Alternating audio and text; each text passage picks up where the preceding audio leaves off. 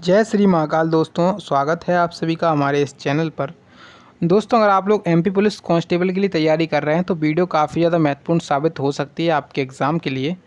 इस वीडियो में हम लोग सामान्य ज्ञान और सामान्य जानकारी की यानी कि जीके और साइंस के कुछ इंपॉर्टेंट क्वेश्चंस देखेंगे जो कि आपके एग्ज़ाम के लिए काफ़ी ज़्यादा इंपॉर्टेंट साबित होंगी। तो चलिए शुरुआत करते हैं हम आज के इस वीडियो की।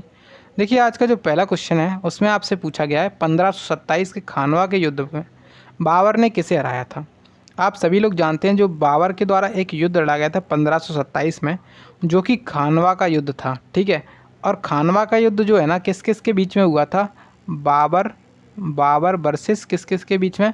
तो बाबर वर्सेस राणा सांगा के बीच में। किसके? बाबर वर्सेस राणा सांगा। ठीक है, जो बाबर था उसने राणा सांगा को हराया था। तो 1527 का खानवा का युद्ध हुआ था, उसमें राणा सांगा जो हारा था और बाबर की उसमें क्या हुई थी? विजय हुई थी। ठीक है, तो ये तो हो गया खानवा के युद्ध के बारे में, लेकिन ज़रूरी नहीं है कि खानवा का युद्ध पूछा जाए। तो बाबर ने 4 युद्ध लड़े थे, आपसे ये क्वेश्चन पूछा जा सकता है। कौन कौन से थे? बाबर ने सबसे पहले लड़ा था 1526 में पानीपत का प्रथम युद्ध। पानीपत का प्रथम युद्ध, और पानीपत का प्रथम युद्ध जो लड़ा गया था बाबर और इब्राहिम लोदी के बीच में। पानीपत का प्रथम युद्ध बाबर और इब्राहिम लोदी के बीच में लड़ा गया था, और पानीपत के प्रथम युद्ध पर ही बाबर ने विजय प्राप्त करके मुगल वंश की स्थापना की थी, और लोदी वंश जो इब्राहिम लोदी वाला लोदी वंश था उसको समाप्त कर दिया था। ठीक है, तो पानीपत का पहला युद्ध 1526 में बाबर ने लड़ा था और बाबर ने इब्राहिम लोदी को हराया था। उसके बाद 1527 में खानवा का युद्ध लड़ा था जिसमें राणा सांगा की पराजित हुई थी। ठीक है, 1528 में लड़ा था बाबर के द्वारा चंदेरी का युद्ध, और चंदेरी के युद्ध में बाबर ने मेंदिनी राय को हराया था। अब आपको कमेंट बॉक्स में ये बताना है कि बाबर के द्वारा 1529 में जो युद्ध लड़ा गया था वो कौन सा युद्ध था और उसमें किसे हराया गया था, किस किस के बीच में युद्ध लड़ा गया था। ठीक है, चलिए अगला क्वेश्चन आप अगर देख पाएंगे तो इसमें आपसे पूछा गया है कि विश्व का तीसरा सबसे बड़ा महाद्वीप कौन सा है। सबसे बड़ा महाद्वीप यहाँ पे अगर आपसे पूछा जाता है तो सबसे बड़े की बात होती है, तो सबसे बड़ा आप सभी लोग बचपन से पढ़ते हुए आ रहे हैं कि एशिया महाद्वीप सबसे बड़ा है, लेकिन वहीं आपसे पूछा क्या गया है तीसरा, यानी कि थर्ड सबसे बड़ा महाद्वीप बताइए। तो थर्ड जो है ना सबसे बड़ा महाद्वीप है उत्तरी अमेरिका। उत्तरी अमेरिका तीसरा सबसे बड़ा महाद्वीप है। तो आप लोग ऑप्शन 2 लगा लीजिएगा, इस क्वेश्चन का बिल्कुल सत्य आंसर हो जाएगा।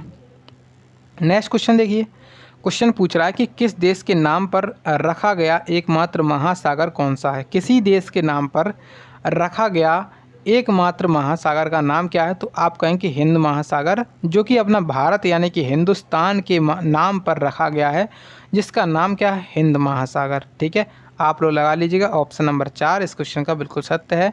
अगला आप देख पाएंगे क्वेश्चन, तो क्वेश्चन में आपसे बोला गया है कि एक वयस्क व्यक्ति के प्रति MM3 रक्त में RBC की संख्या कितनी होती है।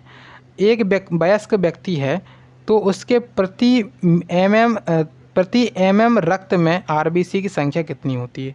तो प्रति MM रक्त जो होता है उसमें RBC की संख्या कितनी पाई जाती है? उसमें RBC की संख्या पाई जाती है यहाँ पे ऑप्शन नंबर 4 जोड़ के देख लीजिए। इकाई, दहाई, सैकड़ा, हज़ार, 10,000, लाख, 10 लाख, 50 लाख। कितनी?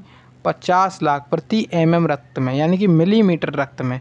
प्रति मिलीमीटर रक्त में RBC की जो संख्या होती है वो पाई जाती है 50 लाख। क्वेश्चन इंपॉर्टेंट है, ये साइंस के हिसाब से आपसे पूछा जा सकता है। ठीक है, चलिए अब देखिए अगले क्वेश्चन आपसे देखते। क्वेश्चन में पूछा गया है कि यदि सूर्य की कोई किरण पृथ्वी पर नहीं पहुंचती है तो मनुष्य को किसकी कमी से पीड़ित हो जाता है। तो मनुष्य जो है ना वो किसकी कमी के कारण पीड़ित हो जाता है।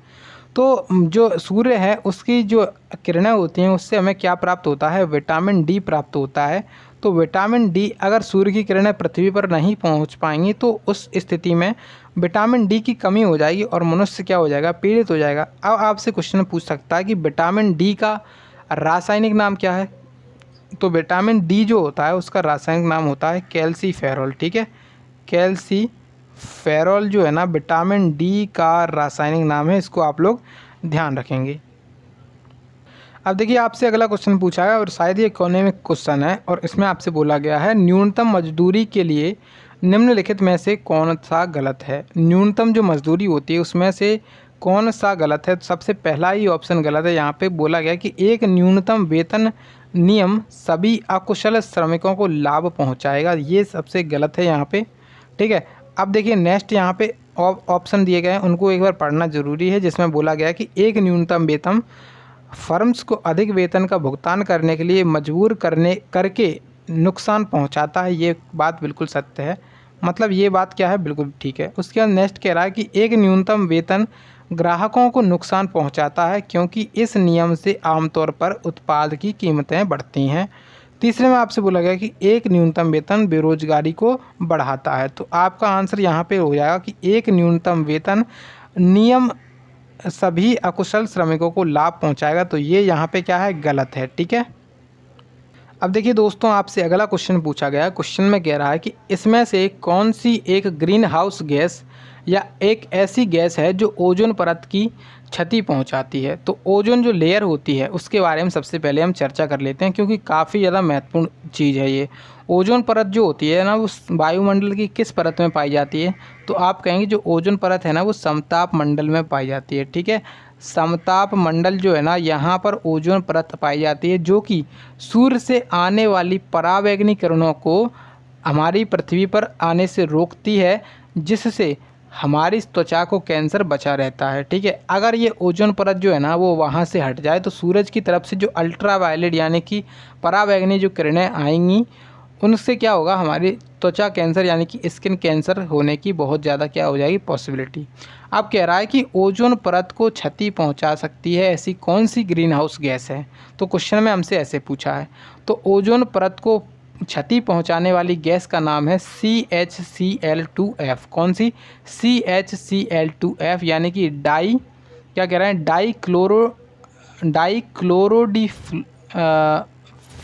फ्लूरोमेथिन। ठीक है, तो यहाँ पे आपका आंसर हो जाएगा ऑप्शन नंबर तीसरा। कहते हैं इसको कि फ्लोरोमेथिन। ठीक है, आपका आंसर हो जाएगा ऑप्शन नंबर तीसरा। ठीक है, चलिए अब आप देख पाएंगे नेक्स्ट क्वेश्चन को। तो इसमें आपसे बोला गया है कि निम्नलिखित में से कौन सा ग्रह सबसे गर्म ग्रह है? तो अगर आपसे बोला जाए कि सबसे गर्म ग्रह कौन सा है, जैसे आपने पूछा कि सबसे गर्म ग्रह है, तो सूर्य के पास सबसे कौन सा ग्रह है? तो आप कहेंगे जो सूर्य है, जैसे यहाँ पे अपना सूर्य है, इसके पास में ग्रह है बुध। कौन सा ग्रह है? बुध। लेकिन अपना सबसे जो गर्म ग्रह है वो है शुक्र। कौन सा है? शुक्र। तो सूर्य से अगर दूरी के हिसाब से पूछा जाता है, यहाँ पे जो सबसे गर्म ग्रह होता है वो शुक्र माना जाता है, ना कि बुध। नहीं तो आप लोग कन्फ्यूज़न में आके कह रहे हैं कि सूर्य से सबसे पास तो बुध है, लेकिन पास नहीं है, मतलब सूर्य से दूर है, फिर भी कौन सा ग्रह गर्म है? शुक्र ग्रह सबसे गर्म ग्रह है। आपका आंसर लगा लीजिएगा ऑप्शन नंबर 2, यानी कि शुक्र ग्रह इसका राइट आंसर हो जाएगा। ठीक है, जो बृहस्पति है वो सबसे बड़ा ग्रह है, ये भी आप लोग ध्यान रख सकते हैं। नेक्स्ट क्वेश्चन को आप देख पाएंगे, तो इसमें आपसे पूछा गया है इसमें से कौन मुगल वंश का नहीं था? तो मुगल वंश के देखिए यहाँ पे हुमायूं थे, अकबर थे, और शेरशाह सूरी या फिर कामरान मिर्जा। तो देखिए मुगल वंश के यहाँ पे दोनों थे। कामरान मिर्जा जो थे वो भी मुगल वंश के थे, लेकिन शेरशाह सूरी जो है ना, मुगल वंश का शासक नहीं था, ये सूर्यवंश का शासक था। ये सूर्यवंश का शासक था, और दिल्ली सल्तनत की गद्दी पर 1540 में इसने हुमायूं को हरा करके 1540 में दिल्ली की गद्दी पर यानी कि दिल्ली सल्तनत पर राज किया था इसने। तो यहाँ पे आपका आंसर हो जाएगा, दिल्ली की गद्दी पर इसने राज किया था। शेरशाह सूरी जो है ना, मुगल वंश का शासक नहीं था। अगला आप देखिए क्वेश्चन पूछ रहा है, क्वेश्चन में आपसे कि अहमदाबाद में साबरमती आश्रम किसने स्थापित किया था? तो अगर आपकी बात की जाती है, साबरमती आश्रम जो है ना, वो अहमदाबाद में स्थापित किया गया था। और ये कब किया गया था? 25 मई 1915 को। कब किया था ये? 25 मई 1915। ठीक है, साबरमती आश्रम की स्थापना 25 मई 1915 को इसकी स्थापना की गई। ठीक है, उसके बाद ये जो आश्रम है उसकी शुरुआत किसने की थी? इसको स्थापित किसके द्वारा किया गया था? तो अपने जो महात्मा गांधी जी थे, इनके द्वारा इसे स्थापित किया गया था। ठीक है, साबरमती आश्रम की स्थापना महात्मा गांधी जी द्वारा की गई थी। इसकी स्थापना कब की गई थी? 25 मई 1915 को गांधी जी के मित्र और बैरिस्टर जीवनलाल देसाई के कोचरव बंगले में सत्याग्रह आश्रम के रूप में की गई थी। लेकिन बाद में इस आश्रम को साबरमती नदी के तट पर स्थानांतरित कर दिया गया था और इसे 1917 में साबरमती आश्रम के नाम से जाना जाने लगा था। ठीक है, तो 1917 में इसे साबरमती आश्रम के नाम से जाना जाने लगा था। अगला क्वेश्चन, अगले आप देख पाएंगे, उसमें आपसे बोल रहा है कि उत्प्रेरक की खोज किसने की थी। जो उत्प्रेरक होता है उसकी खोज किसने की थी। उत्प्रेरक की खोज करने वाले वैज्ञानिक का नाम क्या है। इन वैज्ञानिक का नाम है वर्जेलियस। किसने की थी, वर्जेलियस ने उत्प्रेरक की खोज की थी। कब की थी, तो 1835 में। 1835 में उत्प्रेरक की खोज की थी वर्जेलियस ने। ठीक है, अब देखिए अगला क्वेश्चन है, साइंस का क्वेश्चन है, तो ऐसा क्वेश्चन आपसे शायद ही पूछे एग्जाम में। इसमें आपसे सवाल दिया गया कि एक उत्तल लेंस की शक्ति का पता लगाएं यदि प्रतिबिंब लेंस 20 सेंटीमीटर की दूरी पर बनता है, जब वस्तु को लेंस के दूसरे पक्ष पर ऑप्टिकल केंद्र से 60 सेंटीमीटर की दूरी पर रखा जाता है। तो ऐसा क्वेश्चन आपसे पूछा नहीं जाएगा। ठीक है, तो इसमें आप लोग आंसर लगा सकते हैं कि इसका आंसर जो है ना ऑप्शन नंबर 2 हो जाएगा, यानी कि 6.67 डायोप्टर। ऐसा आपसे क्वेश्चन नहीं पूछा जाएगा एग्जाम में। अगला देखिए क्वेश्चन, आपसे अगले क्वेश्चन में बोला गया है कि भौतिक मात्रा ऊष्मा क्षमता की इकाई क्या होती है। ऊष्मा जो क्षमता होती है उसकी यूनिट क्या होती है। ऊष्मा क्षमता की यूनिट यानी कि इकाई क्या होती है, तो जूल प्रति केल्विन। क्या होती है इसका, जूल प्रति केल्विन इसकी इकाई होती है। ऑप्शन 2 लगा लीजिएगा इसका राइट आंसर, जूल प्रति केल्विन इसकी इकाई, ऑप्शन 2 इसका राइट आंसर। अगला आप देख पाएंगे क्वेश्चन, तो आपसे पूछा गया क्वेश्चन में कि किसी भी दोषी व्यक्ति को क्षमा, अनुदान या उसकी सज़ा का निलंबन या परिहार करने का शक्ति किसको प्राप्त है। तो देखिए जो कोई भी व्यक्ति है, कोई भी दोषी व्यक्ति है, उसको क्षमा देने की शक्ति, अनुदान देने की शक्ति या फिर उसकी क्षमा को निलंबित करने की शक्ति या फिर कम करने की शक्ति किसे प्राप्त है। तो आप कहेंगे सर राष्ट्रपति को प्राप्त है। राष्ट्रपति को आर्टिकल नंबर यानी कि अनुच्छेद नंबर 72 के तहत, अनुच्छेद 72 के तहत कहा गया है कि राष्ट्रपति किसी भी दोषी व्यक्ति को क्षमा, अनुदान कर सकता है। आपका आंसर लगा लीजिएगा आप लोग ऑप्शन नंबर 1, जो कि आपका बिल्कुल सत्य हो जाएगा इस क्वेश्चन का। ठीक है, अब आपसे राष्ट्रपति संबंधित कुछ इम्पोर्टेंट अनुच्छेद हैं जो मैं आपको बताने वाला हूं, तो आप उनको भी याद कर सकते हैं अलग से।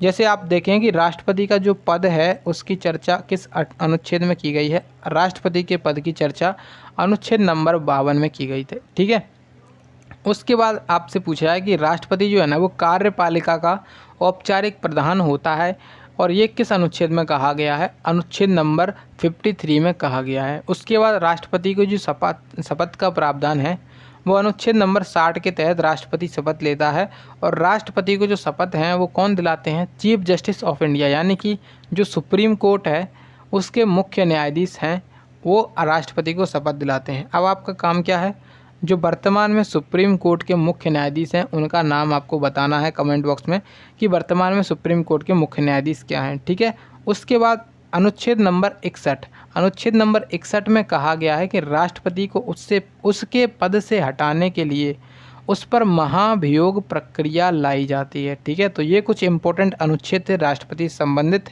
जो कि आपको पता होने चाहिए थे। अगला आपसे क्वेश्चन पूछा गया है कि समान नागरिक संहिता का भारतीय संविधान के किस अनुच्छेद में उल्लेख किया गया है।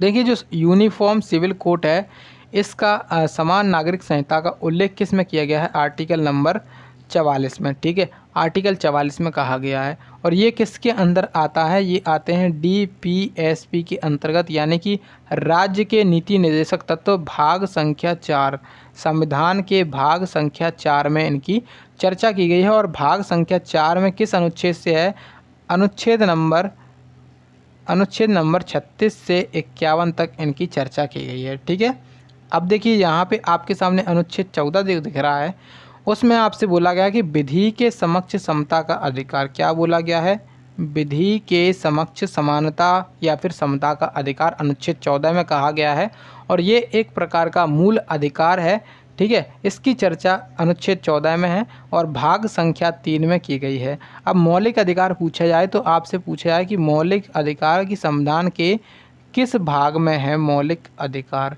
तो आपका आंसर होना चाहिए कि सर भाग संख्या 3 में मौलिक अधिकार हैं और वहीं पूछा जाए कि किन किन अनुच्छेदों के बीच में हैं, तो अनुच्छेद नंबर 12 से 35 तक इनकी चर्चा की गई है, उसको आप लोग ध्यान रखिएगा। ठीक है, अगला आप देख पाएंगे क्वेश्चन तो आपसे पूछा गया है कि अभिनव बिंद्रा ने ओलंपिक्स में किस खेल में एक स्वर्ण पदक जीता था। तो अभिनव बिंद्रा जो है ना, इनका संबंध किससे है, इनका संबंध है निशानेबाजी से। ठीक है, आपका आंसर हो जाएगा shooting, option number 1। Abhinav Bindra का संबंध किससे है, निशानेबाजी से इनका संबंध है, ऑप्शन नंबर 1 लगा लीजिएगा, इस क्वेश्चन का बिल्कुल सत्य आंसर हो जाएगा। अगला देख पाएंगे आप क्वेश्चन, तो इसमें आपसे पूछा गया कि द नेम से पुस्तक जो है ना, वो उसके लेखक कौन हैं। द नेम से पुस्तक के लेखक कौन रहे थे, इस पुस्तक के लेखक रहे थे झुम्पा लाहिड़ी। इनका नाम क्या है, झुम्पा लाहिड़ी इनका नाम है, ऑप्शन 2 लगा लीजिएगा, इसका राइट आंसर झुम्पा लाहिड़ी हो जाएगा। ठीक है, अब देखिए अगला क्वेश्चन पूछा गया क्वेश्चन में कि जब संगमरमर चिप्स HCl के साथ प्रतिक्रिया किया जाता है तो निम्नलिखित में से कौन सी गैस निकलती है। जब संगमरमर की जो चिप्स होती है उसको HCl हाइड्रोक्लोरिक एसिड उसके साथ यहाँ पे जब इसमें क्रिया कराई जाती है, प्रतिक्रिया की कराई जाती है, तो उसमें से कौन सी गैस निकलती है। HCl के साथ क्रिया कराने पर संगमरमर की चिप्स को HCl के साथ क्रिया कराने पर जब क्रिया कराई जाती है तो कौन सी गैस निकलती है। तो आप कहेंगे सर कैल्शियम सी, यहाँ पे कैल्शियम कार्बोनेट। आपका आंसर क्या होगा यहाँ पे, ऑप्शन नंबर 1 यानी कि कार्बन डाइऑक्साइड यानी कि CO2 गैस निकलती है। कैल्शियम कार्बोनेट जो कि संगमरमर चिप्स होती है, जो संगमरमर चिप्स होती है किसकी बनी रहती है, कैल्शियम कार्बोनेट की। ठीक है, और जो कैल्शियम क्लोराइड है उसको पानी और कार्बन डाइऑक्साइड देने के लिए डाईहाइड्रोक्लोरिक एसिड यानी कि HCl के साथ प्रतिक्रिया करते हैं। ठीक है, आपका आंसर हो जाएगा ऑप्शन नंबर 2। तो सीधा सीधा आप लोग याद रखिए कि जो संगमरमर चिप्स है वो किसकी बनी रहती है, अपने कैल्शियम कार्बोनेट की। उसका जब HCl के साथ प्रतिक्रिया की जाती है तो आपकी जो गैस निकलती है उसका नाम है CO2। ठीक है, अगला आप देख पाएंगे क्वेश्चन, तो साइंस की है क्वेश्चन और पूछ रहा है क्वेश्चन में कि सोडियम बाइकार्बोनेट का रासायनिक नाम क्या होता है। देखिए जो सोडियम बाइकार्बोनेट होता है उसको आमतौर पर क्या कहा जाता है, बेकिंग सोडा। आमतौर पर बेकिंग सोडा कहा जाता है, आपका तीसरा आंसर हो जाएगा। लेकिन इसका अगर सूत्र पूछा जाए कि इसका सूत्र क्या होता है, इसका सूत्र होता है NaHCO3। NaHCO3 इसका सूत्र होता है बेकिंग सोडा सोडियम बाइकार्बोनेट का। ठीक है, अब देखिए आज का लास्ट क्वेश्चन रहेगा और इस क्वेश्चन में आपसे पूछा गया है शैवाल तथा किसके बीच सहजीवी संबंध लाइकेन होता है। तो कवक और शैवाल के बीच का जो संबंध होता है उसे कहते हैं लाइकेन। आपका आंसर लगा लीजिएगा ऑप्शन नंबर 3 यानी कि कवक, इसका बिल्कुल सत्य आंसर जाए। ठीक है, तो यहाँ पे आज क्वेश्चंस कंप्लीट हो चुके हैं। आई होप कि आप सभी लोगों ने अभी तक सारे क्वेश्चंस को देखा होगा, अच्छे से पढ़ा होगा। और वीडियो अगर आपको पसंद आई है तो प्लीज़ वीडियो को लाइक कर देंगे और इस चैनल को सब्सक्राइब कर लीजिए, क्योंकि यहाँ पे आपके लिए बहुत ज़्यादा अच्छा कंटेंट मिल रहा है। जैसे रीजनिंग की प्रैक्टिस सेट जो है ना वो भी आपके चल रहे हैं, तो आप उन सभी वीडियोस को भी देख सकते हैं, चैनल पर पड़े हुए हैं, आप लोग उनको जा कर के ज़रूर देखिएगा। एक एक प्रैक्टिस सेट लगाइएगा जिससे कि आपका एग्ज़ाम अच्छे से अच्छा हो सके। चलिए मिलते हैं नेक्स्ट वीडियो में, तब तक के लिए जय हिंद, जय भारत।